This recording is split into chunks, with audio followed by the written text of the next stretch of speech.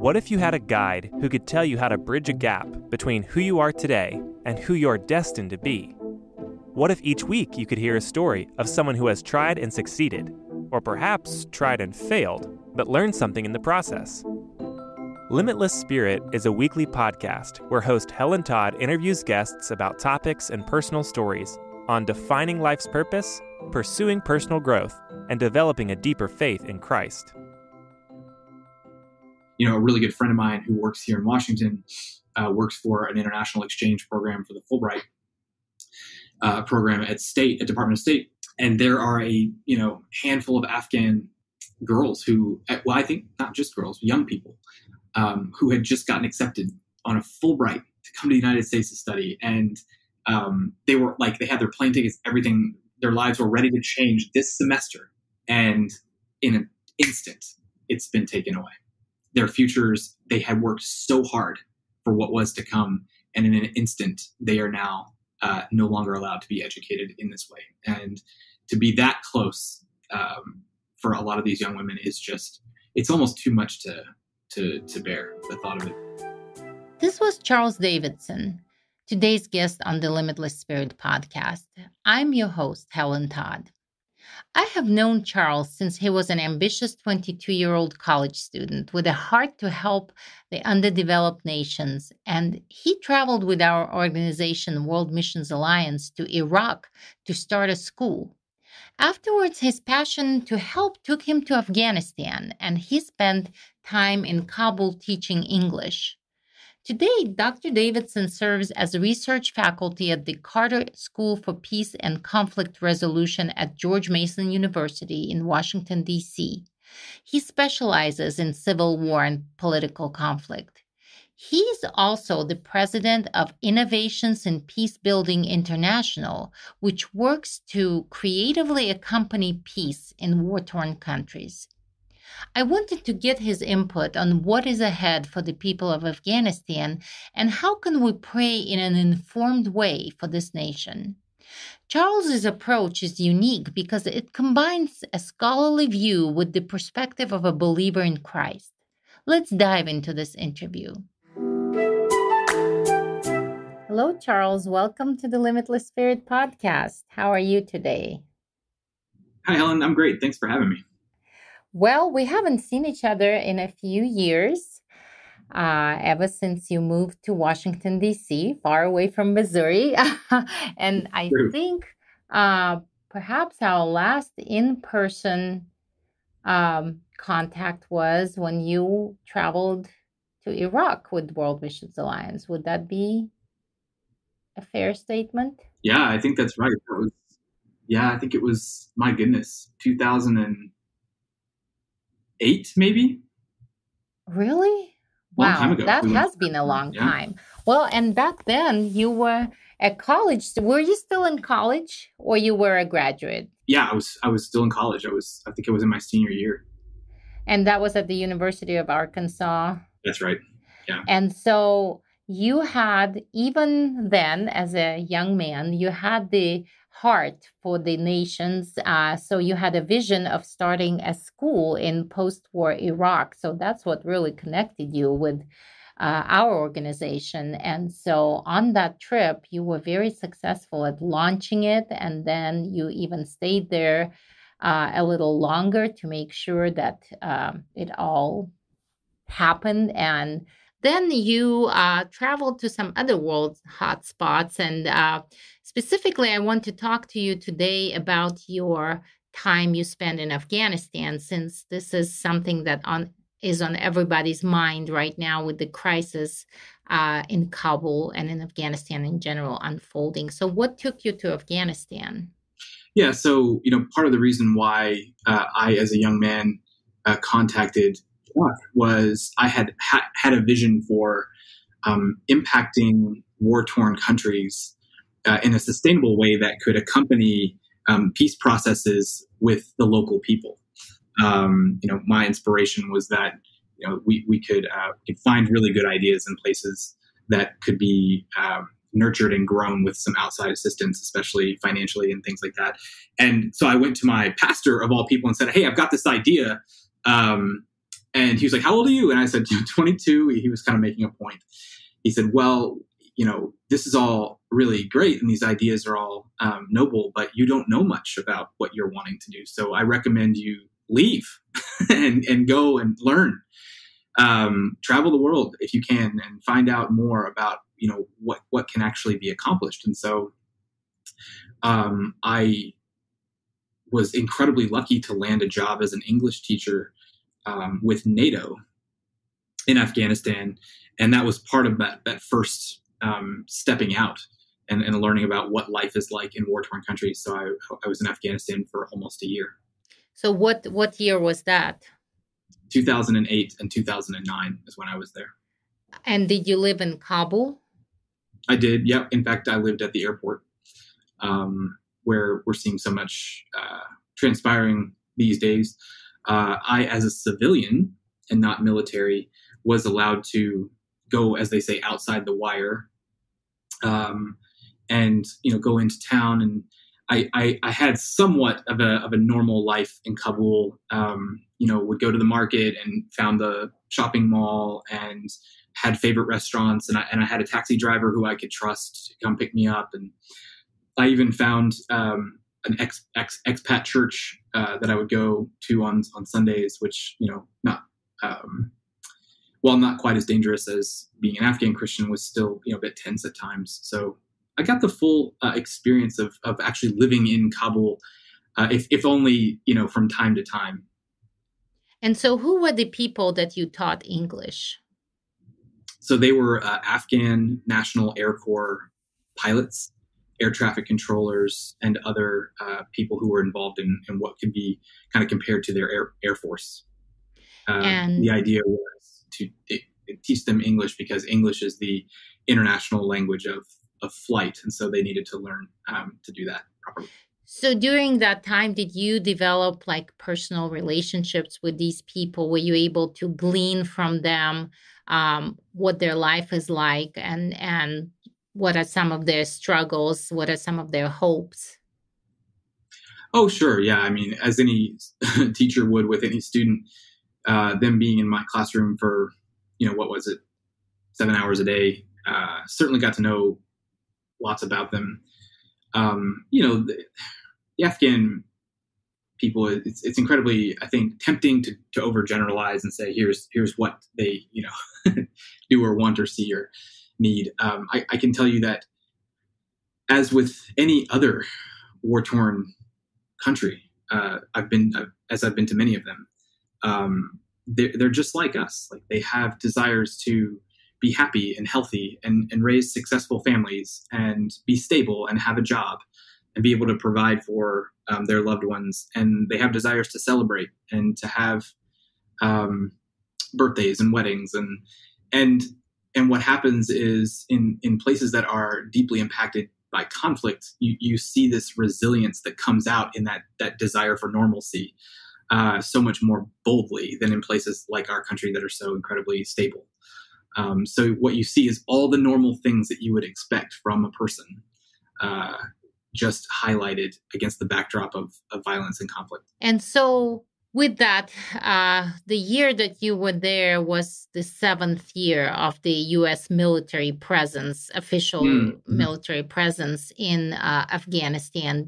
Do you think that, and I don't know if the people that you specifically were teaching represented the majority of the voices, but do you feel like overall the sentiment was that the people received that presence favorably? Was it a positive impact on their quality of life? Do you mean the foreign military influence? Yeah, the presence of the U.S. military there. I think that you would be really hard-pressed to find anybody where I was, which is a more urban area. You would be really hard-pressed to find anybody that said that life was better before we came. But at the same time, this is a country that has been invaded and has been at war for decades and decades. And I can tell you what, I don't want to overgeneralize, but I think that the predominant sentiment was they just want peace. You had the Soviets, and then you had the civil war that occurred between different factions of Mujahideen that occurred after the Soviet Union left, and then that civil war was calmed by the arrival of the Taliban, and then the Taliban rule quickly fell apart into corruption and violence and a lack of human rights. And then there was another invasion by us, and then the occupation. And I think that, generally, it wasn't necessarily that life was better. It's that maybe life was a little bit more predictable, but still just, I think that Afghans really just want their country and to be left alone by outsiders.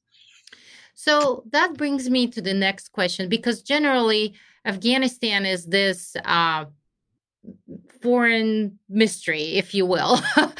We know that, especially here in the United States, we are aware that it was at one point invaded by the Soviet Union. Later, we brought in our troops as part of war on terror, also as part of helping Afghanistan regain stability. So in light of all that and the crisis that is happening now, what is a good outcome for Afghanistan without the presence of foreign troops, whether they're perceived as invaders or peacekeepers? Does Afghanistan have the ability within the country to have peace, stability, good, fair government? Yeah. I obviously time is going to tell, but I don't see a stable, peaceful future under the Taliban. The only way that I see stability actually happening in Afghanistan is if people are kind of modeling what happened in last night in Jalalabad, which was that protests have now started. And we've seen women protesting in the streets of Kabul. It ended violently, unfortunately, right? These people were shot, the crowd was shot into, people were beat. But the answer isn't just for Afghanistan. The answer is for any country that experiences a ruling party or a ruler that they don't like. It is the way forward is as a country to make use of your numbers and say, we reject this model of government and we want a new one. That's what we did as Americans. That's what a lot of countries have done after colonialization. And the only way forward for Afghans is in my opinion, that's the same. It's a hard reality to talk about. It's an incredibly tragic reality to talk about because that means more violence, as has already been shown. Oh, and additionally, for that to happen, shouldn't there be a group or a leader that will organize that? I mean, unfortunately, we don't operate without some form of leadership. So my next question is there a group, may it be a political party or another organized group that is capable of leading the people of Afghanistan to that path of success? Or at least to the opposition to Taliban? Sure. No, at present, I don't think there is. I don't think that there's a native political group. By native, I mean local Afghan political group that's organized or large enough, partially because the Taliban is made up of a lot of people of the Pashtun identity. And the Pashtun identity is the dominant ethnic identity in Afghanistan, and both in power and in numbers. What you saw after 96 was the Northern Alliance, which was primarily led by Tajik people, but they were largely limited to Tajik areas of Afghanistan. And because they were so much smaller, they couldn't, they couldn't really challenge the Taliban. But even if they did, their ability to govern all of Afghanistan, especially in largely held Pashtun areas, was going to be limited for the same reasons, because they were, a battling group, not a governing group. And this sort of like mixture of people who have the ability to rebel using force, but then also govern using political prowess is so rare in any of these types of situations, not just Afghanistan.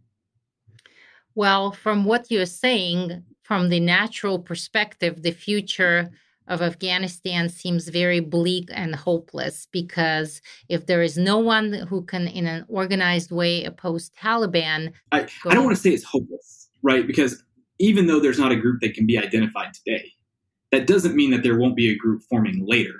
You may find that all of a sudden the shock of this moment is over, and the mystery of what is going to happen kind of mellows out, and who knows, maybe within just a few months we see a party or a group capable of mounting that challenge. Who knows what's going to happen? I think today it's so raw. The Band-Aid has been ripped off, and it's hard to say today who that would be. And I love what you just said. I love that perspective that, what seems to be hopeless doesn't have to be. As a Christian, as a missionary myself, I always believe that the fate of the nation is not determined so much by the people, but by God and God's providence and God's plan. And so then I want to ask you, because even though we have not personally actively been involved in Afghanistan as an organization, but we want to, in an informed way, to pray for the future of this nation. The reason I asked you if there was a group or a party within Afghanistan that could foster a more peaceful and stable future is because we want to know how to pray. What do we specifically pray for? So as a Christian yourself, and also as a specialist in civil wars and conflict resolution, what would be some of the areas that you suggest we focus our prayers on? Yeah. Number one, I would say be willing to pray for the resiliency of the Afghan people. Just in some ways, just love the Afghan people in your prayers. And they're facing yet another incredibly challenging chapter in their history. Many of whom who have lived through all of these. There are so many Afghans alive who were there during Soviet times. They've lived through all of this. If you're looking for something more proactive, I would say pray that the people who have the ability to mount a challenge to not allow this oppressive form of government to take hold, to find one another and to be able to mount the courage to be able to demonstrate resistance, and that they would be protected in that resistance, because it's you kind of harken back to the times of like the soccer stadium executions and stuff like that, and we really as a human race don't need another episode of that type of government. So praying for the boldness and the courage and the wherewithal to gather an opposition to say, no, we want our rights, we want our respect, we're people, and that the Taliban would respond to that with understanding rather than force. And saying it out loud is like, it sounds impossible, but I think that's the point where faith comes in, right? Like we believe the impossible things. Yes, Mm-hmm. Absolutely. Yeah.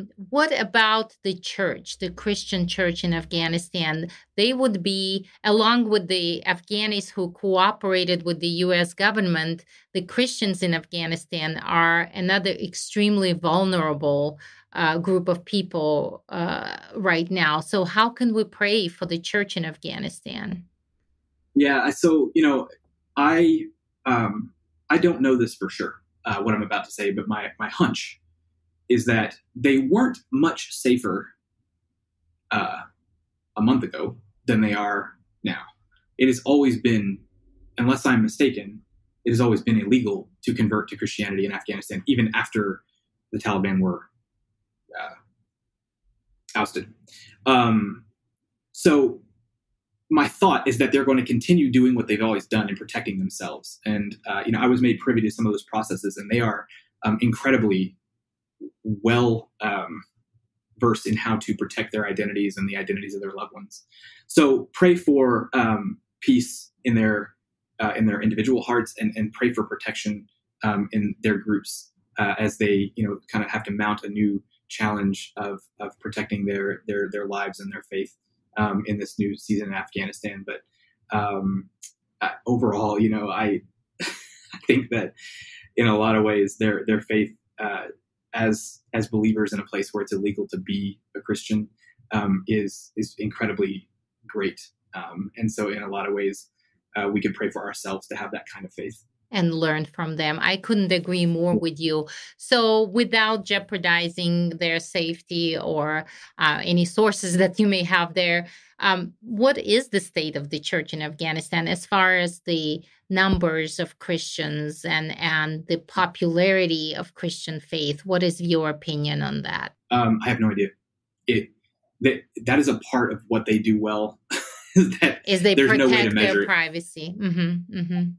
Oh yeah, it's at least when I was there, like I said, I would go to an expatriate church that was somewhat underground, out of view, but there was no way as an outsider to access that type of information. It is so incredibly secret that no one knows how to answer that question. I think that you could have people on the ground there who might be able to answer that question a little bit more accurately, who's kind of like their job was to be among those people. But even then, I just don't know if they could actually accurately speak to it, because many times people, from what I have understood and what I've seen, is that when an Afghan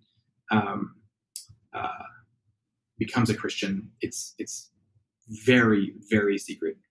To the point to where many Afghan leaders would, if they heard me saying this, would say, "There's no such thing as a Christian Afghan," but it's not true. There certainly are.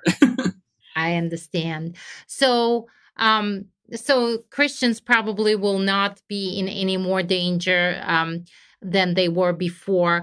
But from my understanding, is the rule of Taliban will endanger much greater women, young girls, probably people who cooperated with the U.S. government during the presence of our troops there. Who else do you think? So these are the people groups that we can be praying for. So who are other people groups whose life will drastically change under the Taliban rule? Yeah. I want to just make a quick caveat. Who knows what the Taliban is going to do with regard to the church? They may ramp it way up in an attempt to root them out in order to kind of purify this whole idea of the Islamic Emirate, right, in their own eyes. So I don't want to say that the church is going to be experiencing the same challenges. I think I just don't understand the differences in those challenges yet. Women, certainly, for me, I think everybody is worse off. I don't see how there's a population that is now somehow going to be better off unless they are sympathizers with. With that being said, I think that the children are who we have to pray for, because this is now their future. For all intents and purposes, people talk a lot about young girls who now will likely not be educated except in religious matters, who will be forced into kind of the subservience that the Taliban espouses as being Islamic. Which is challengeable, obviously. But young boys too are going to be brought up in this idea that this is the way to practice Islam, and to be a man is to do X, Y, and Z, and it's an incredibly, incredibly skewed view of humanity. So all children at this point have had their futures radically altered. A really good friend of mine who works here in Washington works for an international exchange program for the Fulbright program at Department of State. And there are a handful of Afghan girls who, well, I think not just girls, young people who had just gotten accepted on a Fulbright to come to the United States to study, and they had their plane tickets, everything. Their lives were ready to change this semester, and in an instant, it's been taken away. Their futures, they had worked so hard for what was to come, and in an instant, they are now no longer allowed to be educated in this way. And to be that close for a lot of these young women is it's almost too much to bear, the thought of it. And this is a very vivid example of how people's lives are going to change. This is a snapshot that we all can understand and relate to, and especially, me as a woman. So what is the solution, Charles? I mean, what has been done, and I don't want to go into discussing, how wrong this all was. What is done cannot be reversed, but what is the solution now? What can we do as a country to maybe not fix, but mitigate what is happening there? Well, I want to say, if you don't mind, I want to just a couple more to your last question. because I feel like this needs to be said. There are other Afghans who are going to be in a lot more danger now as a result of this new power structure. And, the Hazara people who occupy a lot of the center of the country, they are Shia Muslim, and they are incredibly oppressed as a country and as a people in that country. And I think that we're going to see a rise in that. So if you have a particular people group, praying for them and other ethnic and religious minorities, not just Christians, but other people who might have worldviews different than the Taliban. The stories are almost unbearable about the last time the Taliban was in power in Afghanistan, is how they treated ethnic and religious minorities. We'll see if that changes this time around, but certainly have them in your prayers as well. So what is to be done or mitigated? That's such a big question. I think in the short term, we have to keep our promises. We have to keep our promises to the people who we promised safe passage for if they helped us. And first and foremost, because we made a promise and their lives are now in danger. And these people who helped us translate and who contracted with us and helped us to learn and know their culture and how to operate within their culture effectively, who have now been abandoned.